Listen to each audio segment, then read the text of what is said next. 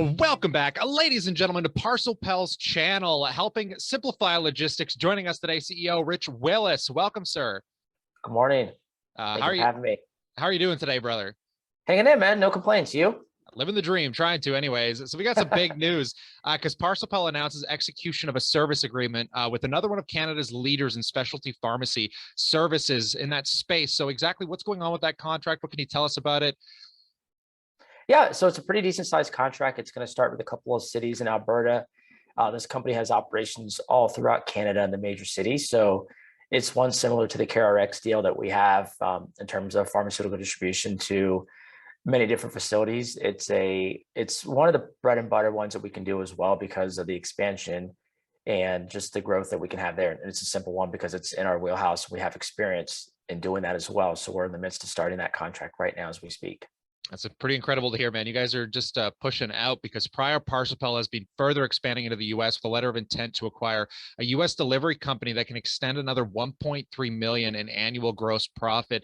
How is that contract going? Is there any updates you guys can give us on that expansion? Yeah, well, I'm undergoing diligence right now. The goal is to have that closed before the end of Q4. It's a great deal for us. It's one that's been highly coveted. It's one of the larger ones in the US. I mean, if you look at the like a spectrum of 7 or 8 of the largest of the big delivery companies in the US, it's one of those, and it's not Amazon related. So I think I mentioned in the press release it's not one we're currently doing business with, and we have an opportunity to further do some larger growth with them as well. So it's been one I've really wanted to do for a while. So I'm excited to get that one done and looking into some other things as well as we speak as well, because I think our growth is going to come from the US. And I wouldn't be surprised to see the US become 70 to 80% of our revenue here in the next couple of years.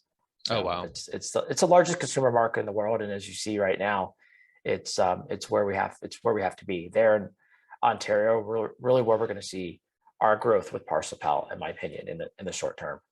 Pretty incredible stuff, man. Yeah, we're gonna have to keep an eye on the filings there for exactly what's going on in the U.S. Yeah. Exciting to see your guys' growth.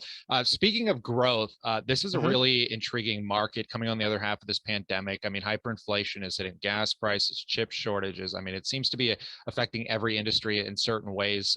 From all the people I talk with. So I'm kind of curious in the, ParcelPal's business here, kind of getting into shipping logistics. How are you Yeah. guys finding the nature of this and maybe the pricing of deliveries, or exactly how is it affecting you?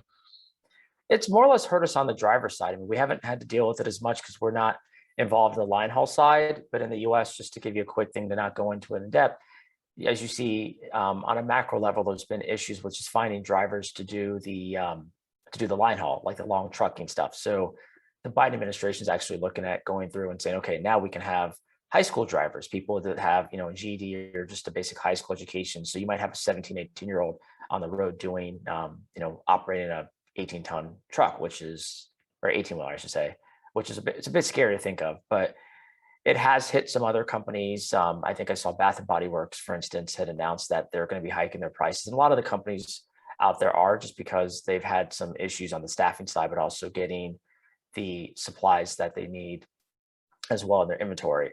So on a larger scale, they're having issues. It hasn't really hurt us as much because we're still focused on the last mile side. So we're taking things directly from that, that fulfillment center and taking it to the customer. So we're not doing a lot of the first mile stuff yet. I think we will get in that here eventually as well. So it hasn't hit us too bad. It's more or less on the, finding the driver's side. That's been the issue, but also in terms of what we pay them, drivers have been demanding more as well. As you see just in the market. It's been a bit weird just the last couple of years. And never has the worker had more leverage, I feel, as well. That's kind of just that's a global thing right now. As you see, a lot of people would rather sit on the sidelines than get into work, but we pay great wages, we have great benefits, so we're actively pushing to continue to hire people. I think I put something out recently that we're looking to bring in people, and we're continuing to grow, and it's a great thing. So to anyone who's watching this, if you're looking for work, come work with us as well.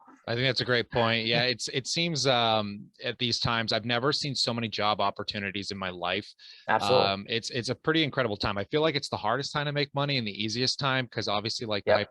hyperinflation hitting everything is just interesting. So you kind of have similar problems. I guess it's a kind of a variable problem across the shipping industry, because obviously Amazon's fighting for employees right now too. But definitely Correct. appreciate your time today, Rich. Absolutely. Appreciate it as well. And, to the investors that are out there, the new ones, welcome aboard, and to the existing ones. This is a fun ride, and hopefully, we're going to continue along this path, and there's a lot of growth ahead. Awesome. So if any of you guys have any questions as well, always let us know what you think in that comment section below, and we can bring it up to Rich here. But in light of this, stay cool, stay awesome, and I look forward to catching you in the next one. Appreciate it. Thank you, sir.